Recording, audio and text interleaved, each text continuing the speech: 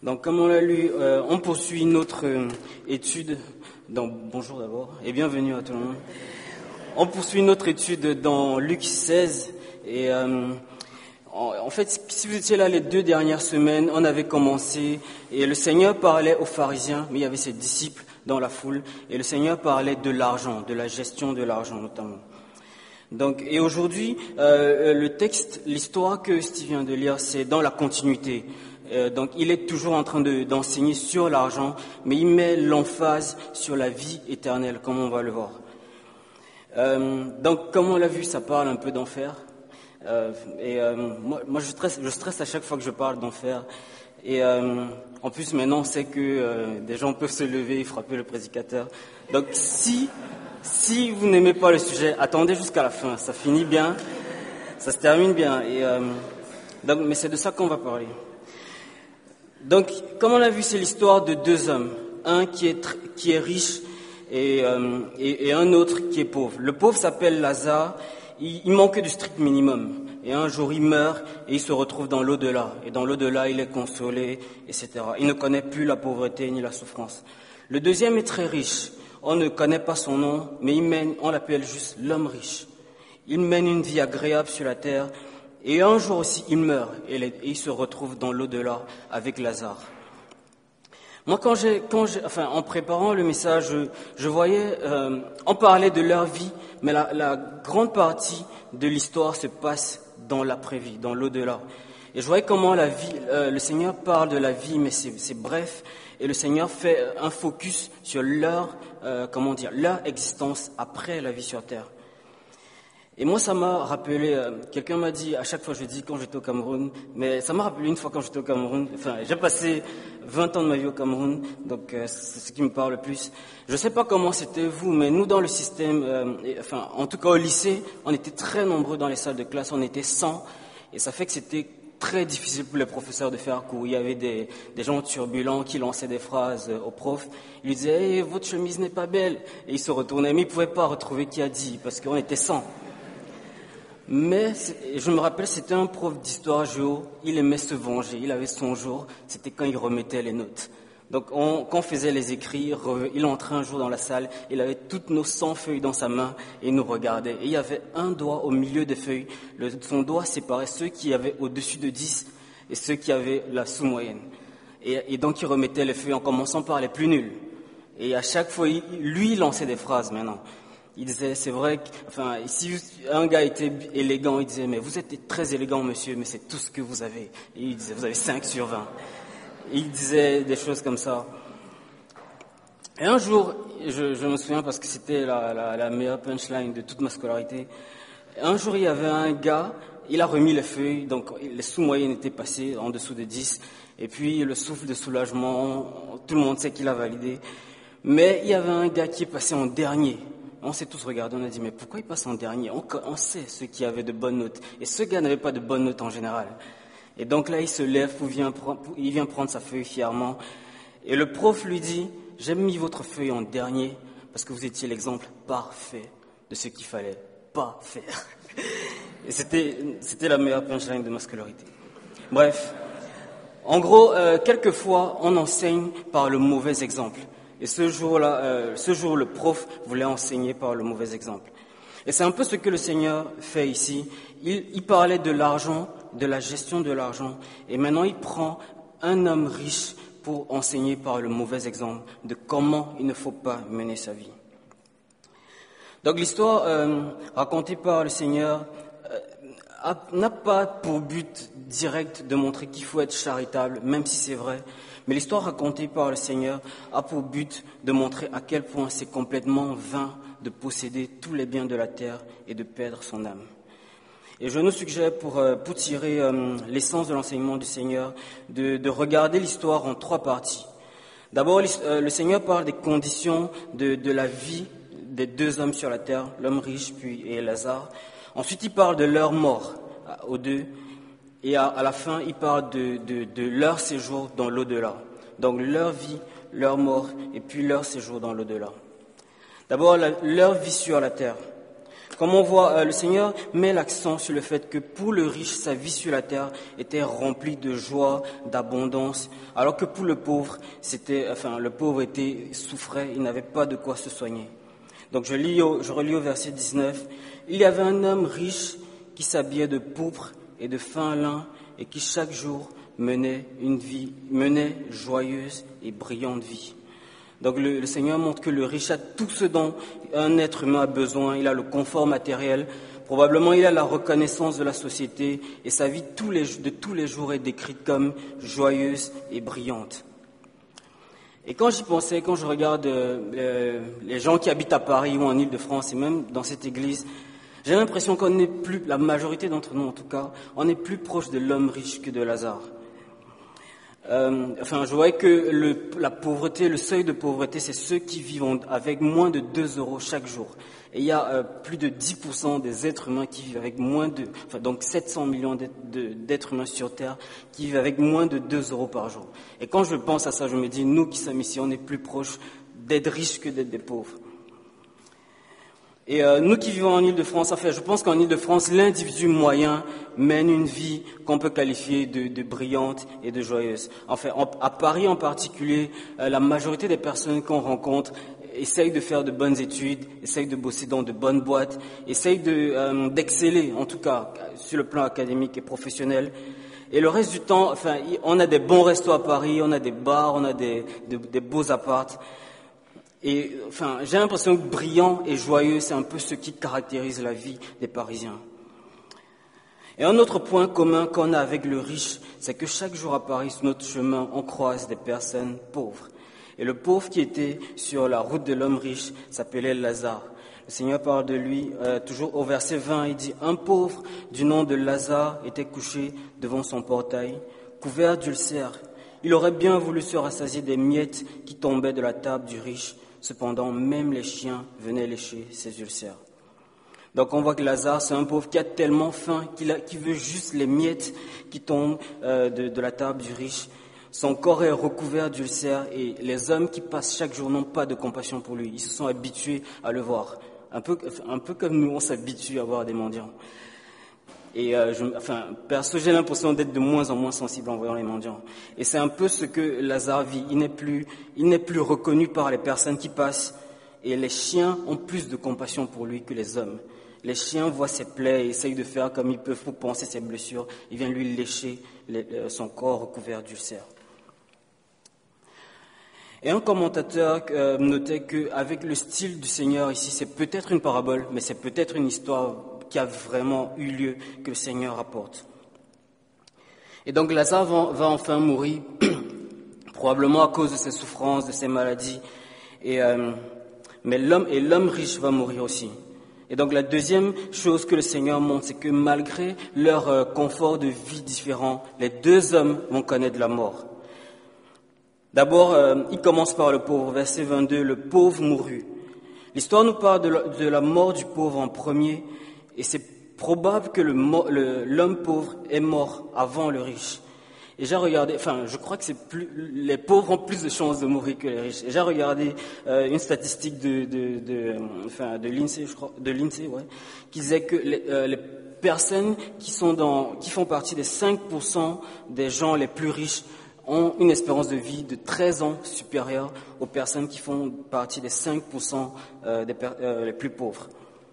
Donc, en gros, plus tu es pauvre, plus tu as des chances de mourir plus tôt. Et ça se comprend. Ceux qui ont plus de moyens matériels ont la possibilité de soigner leur alimentation, de voir le médecin, de se procurer, de se donner un confort qui fait qu'ils vivent plus longtemps. Et Lazare est très loin de pouvoir se soigner, très loin d'aller chez le médecin, et donc il meurt probablement avant le riche. Et c'est comme si le Seigneur montre cet accent-là. L'homme pauvre était tellement en difficulté qu'il meurt. Mais dans la suite du verset 22, le riche mourut aussi et fut enterré. Donc l'argent et le confort matériel de l'homme riche lui ont peut-être permis de vivre plus longtemps que Lazare, mais au final, on ne peut pas rallonger sa vie indéfiniment. Même avec beaucoup d'argent, tout homme est appelé à mourir un jour. J'ai entendu l'histoire vraie d'un multimillionnaire qui était couché sur son lit d'hôpital et son pronostic vital était engagé et il a dit au médecin, si vous sauvez ma vie, je vous lègue toute ma fortune, je vous donne tout ce que j'ai. Et les médecins ne pouvaient pas le sauver. Et ça m'a rappelé une phrase qui est, une citation dans Job 2, c'est d'ailleurs le diable qui le dit. Que ne donnerait pas un homme en échange de sa vie? Tout ce qu'un homme possède, il pourrait le donner en échange de sa vie. Donc si c'était possible pour l'homme riche de rallonger la durée de sa vie avec son argent, il le ferait. Enfin, il prolonge un peu sa vie à cause de son confort matériel, mais au final, il ne peut pas vivre indéfiniment. Et je crois que ça fait un peu écho à ce que le Seigneur disait plus tôt au verset 9. « Faites-vous des amis avec des richesses injustes, afin qu'ils vous accueillent dans les habitations éternelles lorsqu'elles viendront à vous manquer. » Enfin, intuitivement, on pense qu'un homme qui possède des choses, qui possède des biens, on a l'impression que c'est sa possession. Mais le Seigneur dit, un jour, elles viendront à vous manquer. Un jour, vous allez être séparés de vos richesses, peu importe le temps que vous passez sur la terre. Le Seigneur Jésus, par cet enseignement, veut rapprocher les hommes de la réalité de la mort. Je crois que tant qu'on est vivant, on ne prend jamais suffisamment conscience du fait de la réalité de la mort. On ne prend jamais, je pense surtout quand on est jeune, on ne se dit pas que la mort nous concerne. Enfin, moi personnellement, j'ai été une fois vraiment conscient de la mort au point de me dire, je vais mourir. C'est quand mon meilleur ami est décédé. Et c'était un gars avec qui j'étais très proche. Enfin, on était très proches. Et c'est la personne qui me connaissait le mieux, je crois. Et quand il est mort, ça a chamboulé, ça a bouleversé ma vision même de la vie. Enfin, quand vous avez été proche de quelqu'un qui meurt, c'est comme si c'est pas réel. Mais c'est aussi comme si la mort, c'est juste la porte d'à côté. Et je crois que par cet enseignement, le Seigneur essaye de mettre les gens devant la réalité du fait que, les gars, vous allez mourir. Profitez de la vie, mais sachez que la mort, c'est une réalité. Ça ne concerne pas que les autres. Et c'est ce qui arrive à l'homme riche. Et puis on voit dans la suite, le Seigneur décrit que l'homme riche a été enterré et le Seigneur n'avait pas parlé de l'enterrement de Lazare. Ce qui indique probablement qu'à cause de son statut, il avait beaucoup d'amis qui ont fait des funérailles dignes de ce nom. Donc l'homme riche a été aimé et admiré jusque dans la cérémonie de son enterrement. Mais plus loin qu'on avance, le Seigneur parle de l'au-delà. Il parle maintenant du sort de l'homme riche et du pauvre Lazare dans l'au-delà. Au verset 23, donc l'homme riche est mort et dans la suite on nous dit, dans le séjour des morts, en proie à une grande souffrance, il leva les yeux et vit de loin Abraham avec Lazare à ses côtés. Il s'écria, « Père Abraham, aie pitié de moi, et envoie Lazare pour qu'il trempe le bout de son doigt dans l'eau, afin de me rafraîchir la langue, car je souffre cruellement dans cette flamme. » Il est mort, il a été enseveli, on a fait ses funérailles, et la suite de son existence, sans transition, il est dans le séjour des morts.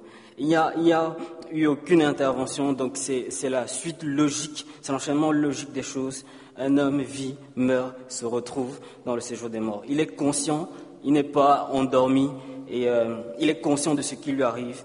Et la Bible dit, il était en proie à une grande souffrance. Il ressent la souffrance. Et il était en proie à un grand tourment. Le Seigneur profite de cette histoire pour rappeler ce qui arrive à ceux qui sont morts, les tourments. Et il souffre cruellement, la Bible dit. Dans les versets d'avant, on parlait de ces funérailles. Et j'imagine comme dans les funérailles en général, des personnes ont dû venir dire que son âme repose en paix, rest in peace. Mais la réalité, c'est que son âme ne repose pas en paix, il est en proie au grand tourment. Et puis au verset 24, il dit, « Père Abraham, aie pitié de moi, envoie Lazare, afin qu'il trempe le bout de son doigt dans l'eau, afin de me rafraîchir la langue, car je souffre cruellement dans cette flamme. » En méditant ce passage, j'ai pensé à plusieurs passages de la Bible qui décrivent le fait que la terre est remplie de Dieu, ou bien que la terre est remplie de la gloire de Dieu. Dans Ésaïe 6, au verset 3, par exemple, on dit « La terre est remplie de la gloire de Dieu ».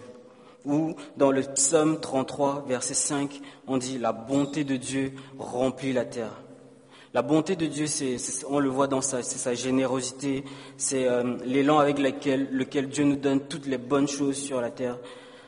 La gloire de Dieu la gloire de Dieu, c'est la beauté des œuvres de Dieu. Ça se voit dans toutes les bonnes choses qu'il a faites. On le voit dans la Genèse, il crée la lumière, il dit que c'était bon, il crée les végétaux, il crée la pluie, il crée tout ce qui est nécessaire pour nourrir tous les animaux, etc., pour maintenir le cycle de vie des végétaux. Et une définition qu'on peut donner à l'enfer, c'est que l'enfer, c'est l'endroit où il n'y a plus la gloire de Dieu. Toutes les belles choses que Dieu a faites, il n'y a plus aucune de ces choses-là. Comme c'est dit dans Romains 3 au verset 23, tous ont péché et sont privés de la gloire de Dieu. L'homme riche avait bénéficié de la terre qui était remplie de la gloire de Dieu et de toutes les bonnes choses, mais maintenant il est dans le séjour des morts, il est entièrement privé de la gloire de Dieu. Quand il parle à Abraham, il dit qu'il veut une goutte d'eau. Dans l'enfer, c'est un endroit où il n'y a plus les bonnes choses que Dieu a créées, il n'y a même pas l'eau. Et on sait qu'en général, plus ton besoin est profond, plus tu es en galère, si on veut dire, et plus tu as besoin de peu de choses pour te satisfaire. Donc Lazare, par exemple, quand il était vivant, il voulait juste les miettes pour se satisfaire. Et l'homme riche, il en fait, il ne demande pas un verre d'eau, il ne demande pas des soins, il demande juste une goutte d'eau. Parce que même ça, Dieu n'a pas permis qu'il y ait ça en enfer. Il n'y a pas de soulagement, il n'y a pas de répit pour ceux qui sont en enfer. Le Seigneur essaye de faire comprendre à quel point son besoin est grand quand il dit qu'il veut juste une goutte d'eau. Pour l'instant sur la terre, on dit que tous sont péchés, sont privés de la gloire de Dieu. Et pour l'instant sur la terre, on vit comme une zone grise. On bénéficie encore de la bonté de Dieu, mais on est privé de la gloire de Dieu, mais pas complètement. On bénéficie de la bonté de Dieu, mais pas pleinement. Mais l'enfer, c'est la fin de la zone grise. C'est là où les hommes sont vraiment entièrement privés de la gloire de Dieu.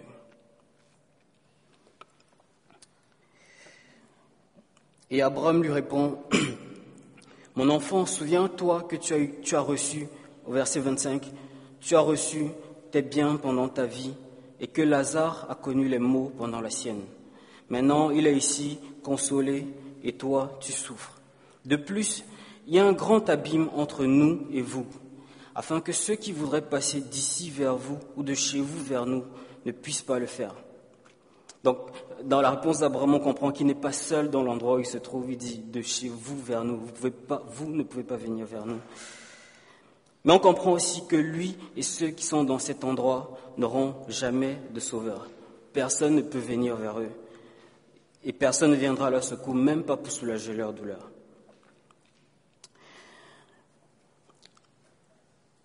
Et puis, quand il dit, souviens-toi que tu as reçu tes biens pendant ta vie et que Lazare a connu les maux pendant la sienne. Cette phrase n'est pas là pour montrer que l'enfer est là pour équilibrer le sort des riches et des pauvres. Donc, ils ont reçu leurs biens pendant la vie et donc ils seront privés. Mais le but est de montrer qu'il est impossible d'être consolé du fait de perdre son âme. Aller en enfer, c'est comme perdre son âme. Souvent, quand tu participes à un tournoi sportif ou à un jeu, si tu perds, tu peux quand même avoir la consolation d'avoir eu du plaisir à jouer. Tu peux avoir une consolation à avoir passé un bon moment. Mais pour le riche qui se retrouve dans le séjour des morts, il n'y a pas de consolation. Il ne se dit pas « je souffre, mais j'ai quand même bien vécu sur la terre ». L'enfer, c'est un lieu de tourment et de regret. Il n'y a pas de consolation. Et le riche comprend qu'il n'y a plus de solution pour lui. Il est dans un endroit, il n'aura plus de sauveur. Il ne pourra pas sortir de cet endroit. Et donc il dit à Abraham, je te prie d'envoyer Lazare chez mon père, car j'ai 5 frères. C'est pour qu'ils les avertissent, afin qu'ils n'aboutissent pas eux aussi dans ce lieu de souffrance. Donc, l'homme riche comprend que c'est perdu pour lui, il n'y a plus d'espoir. Mais il veut qu'on envoie quelqu'un vers ses frères. Il sait que ses frères sont en vie, il y a un espoir pour eux. Il dit, va envoyer Lazare afin qu'il les avertisse. Et Abraham a une réponse catégorique. Il lui dit, ils ont Moïse et les prophètes qui les écoutent. Le riche dit, non, père Abraham, si quelqu'un vient de chez les morts vers eux, ils changeront d'attitude. Abraham lui dit alors, s'ils n'écoutent pas Moïse et les prophètes, ils ne se laisseront pas persuader, même si quelqu'un ressuscite. La seule manière d'échapper à une descente irrémédiable et irréversible dans le séjour des morts, c'est d'écouter la parole de Dieu et d'y croire.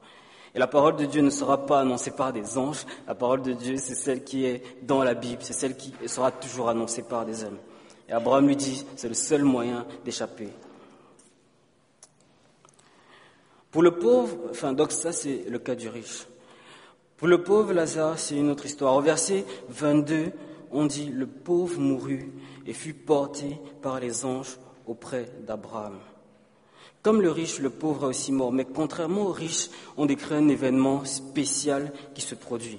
Alors qu'il passe dans l'au-delà, donc dans ce côté de l'existence qui est immatériel, invisible, il ne descend pas direct dans le séjour des morts, mais on dit, il fut porté par des anges auprès d'Abraham. Moi, l'image qui est venue à mon esprit, c'est un peu comme dans les films des super-héros. En général, dans les films des super-héros, les citoyens, c'est des gens simples, innocents, un peu bêtes. Et dans les films des super-héros, souvent, il y a quelqu'un qui tombe. Il est sur le point de s'écraser. Et au dernier dixième de seconde, le super-héros vient et le sauve, juste à 10 cm du sol. Et moi, j'ai un peu vu cette image. On voyait tout à l'heure, tous les hommes ont péché, sont privés de la gloire de Dieu. Le séjour des morts, c'est la destination première de tous les hommes à cause de leur péché.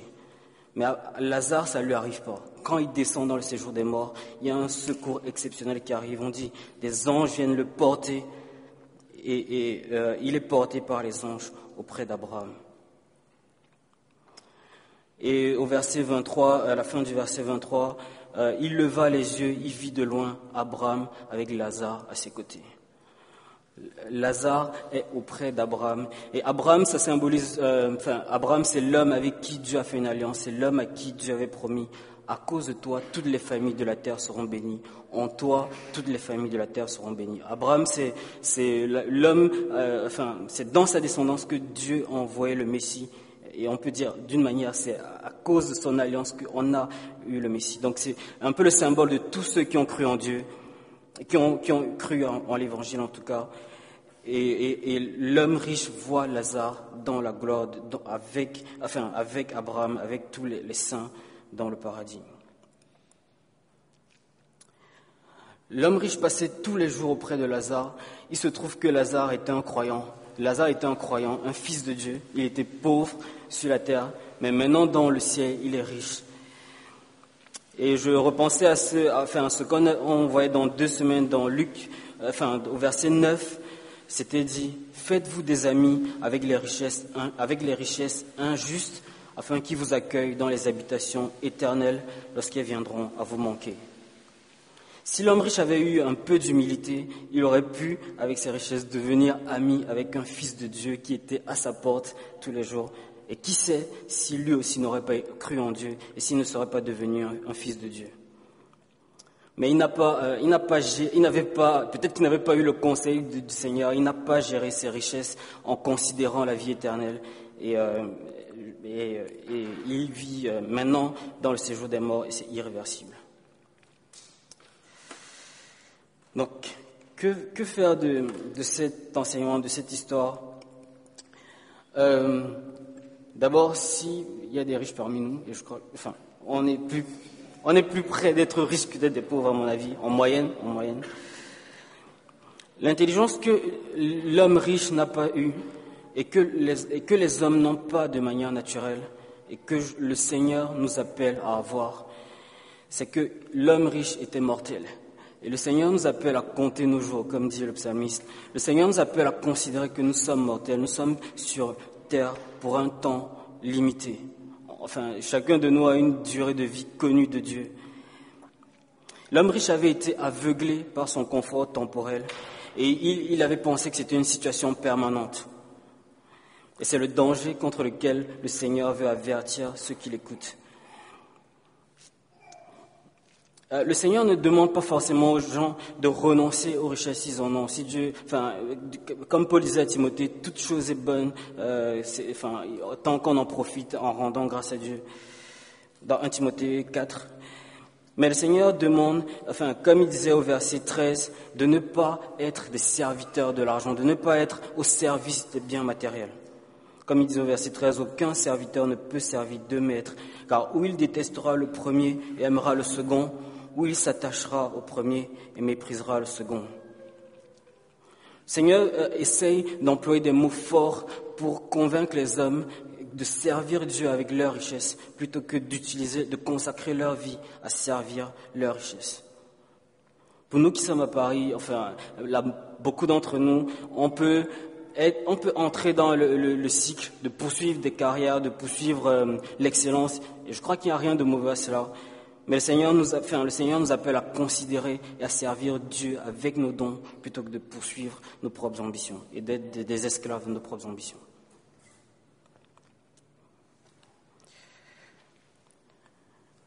Et en lisant ce passage aussi, je me disais, moi, à chaque fois que j'ai entendu ce passage, c'était toujours pour nous encourager à la charité en pensant au pauvre Lazare. Mais à la lumière de ce passage, je me demande, c'est quoi la priorité, l'évangélisation ou l'action sociale? La parole de Dieu nous appelle aux deux. La parole de Dieu nous appelle à être généreux, à partager nos biens quand on en a avec ceux qui ont moins que nous. Mais j'écoutais un message de John Piper il n'y a pas longtemps. Il disait « Aimer quelqu'un, c'est essayer d'apporter une solution à son problème. » Et si nous sommes des chrétiens, si le Saint-Esprit nous a convaincus de la réalité de l'éternité, on sait que le besoin le plus urgent des hommes, c'est le salut de leur âme. On sait que ceux qui n'ont pas Jésus vont aller dans le séjour des morts.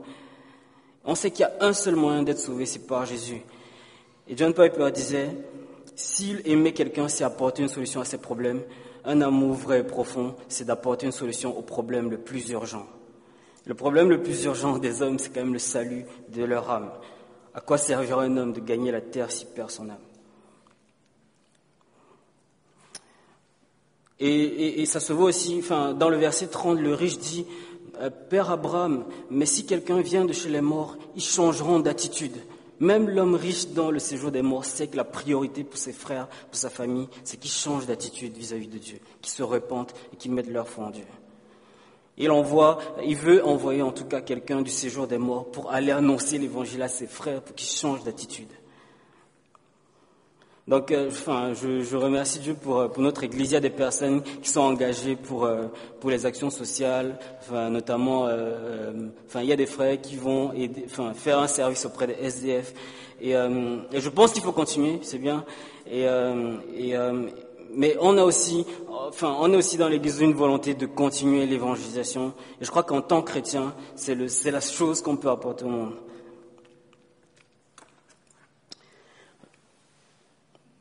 La troisième application que je trouve dans ce texte, c'est que avoir Jésus et n'avoir rien d'autre, c'est avoir tout.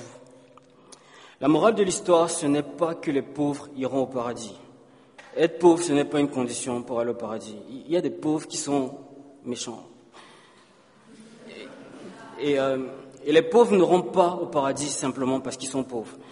Tous ceux qui iront au paradis, pauvres ou riches, iront au paradis de la seule manière qu'il existe d'aller au paradis, c'est par la foi en Jésus.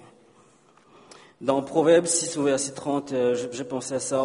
On ne tient pas pour innocent le voleur qui dérobe pour satisfaire son appétit quand il a faim. On ne tient pas pour innocent le voleur qui dérobe pour satisfaire son appétit quand il a faim. Même si tu as faim et que tu voles, Dieu ne te tient pas pour innocent. Donc la pauvreté n'est pas une excuse pour la justice de Dieu. Si Lazare est au paradis, c'est parce qu'il est allé de la seule manière qui soit, par la foi en Jésus. Mais le Seigneur a pris cet exemple d'un pauvre à l'extrême pour mieux mettre en avant le contraste et montrer à quel point le fait de posséder les richesses, au final, est peu de choses comparé à la bénédiction de Dieu et au salut de son âme. Et j'ai repensé à ce passage dans 2 Corinthiens 8, au verset 9. Vous connaissez la grâce de notre Seigneur Jésus-Christ. Pour vous, il s'est fait pauvre alors qu'il était riche, afin que par sa pauvreté, vous soyez enrichis. Et on sait que, comme le Seigneur disait, son royaume n'est pas de ce monde, c'était pas une richesse matérielle. La preuve, Lazare, disciple de Jésus, n'était pas du tout riche. Mais il était riche après sa mort. D'abord, à sa mort, il est escorté par des anges pour être amené dans le royaume de Dieu. Ensuite, il vit dans la plénitude avec Jésus-Christ, là où il ne connaîtra plus jamais la pauvreté, il ne connaîtra plus jamais la souffrance. Et un commentaire faisait remarquer que l'homme riche avait certainement un prénom. Mais Jésus ne dit jamais son prénom, et il parle de Lazare. C'est un peu comme quand tu passes tes souvenirs d'école, tu te souviens de tes amis avec qui tu étais proche, tu connais leur prénom, mais les gars avec qui tu parlais pas trop, tu sais juste qu'il y avait un gars qui était assis à la fenêtre, il y avait un gars qui était assis au fond de la classe. Donc Jésus parle de Lazare de l'homme riche, comme si c'était personne. Enfin, c'est juste un homme riche. Mais Jésus parle de Lazare comme s'il le connaît, il l'appelle par son prénom. Il y a seulement 2 catégories de personnes. Ceux que Jésus va appeler par leur prénom et leur dit « Entre dans ma gloire, fidèle et bon serviteur ». Et à ceux à qui Jésus va dire « Je ne t'ai jamais connu, retire-toi de moi ». Quand Jésus dit cette phrase dans Matthieu 7, ça s'adresse à des personnes qui venaient souvent à l'église. Avoir Jésus et rien d'autre, c'est avoir tout. Et gagner les richesses de la terre et ne pas avoir Jésus, à quoi ça sert de gagner toutes les richesses de la terre et de perdre son âme? Donc je nous laisse sur ces phrases. Et je vais prier pour nous.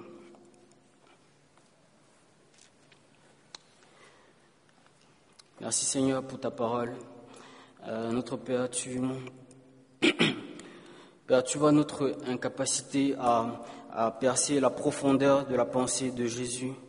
Père, s'il te plaît, aide-nous par ton Saint-Esprit à être changés, à considérer que nos jours sont comptés, à considérer de ne pas être des serviteurs de nos propres envies, de nos propres convoitises, mais des serviteurs de toi, à bénéficier, à nous réjouir des choses que tu nous donnes sur la terre, mais en faisant toutes choses, soit que nous mangeons, soit que nous buvions pour ta gloire. Père, aide-nous à réaliser le prix de notre âme, aide-nous à réaliser que Jésus est mort pour nous, aide-nous à réaliser qu'en cela, il a donné sa vie afin que nous ne connaissions pas la mort. Et Père, s'il te plaît, s'il y a des personnes qui écoutent et qui ne te connaissent pas, s'il te plaît, que tu sèmes une graine dans leur cœur, que tu les appelles afin qu'ils s'unissent, qu'ils aient la foi en Jésus et qu'ils soient sauvés, qu'ils connaissent la vie éternelle. Père, je te prie ça au nom de Jésus, ton Fils. Amen.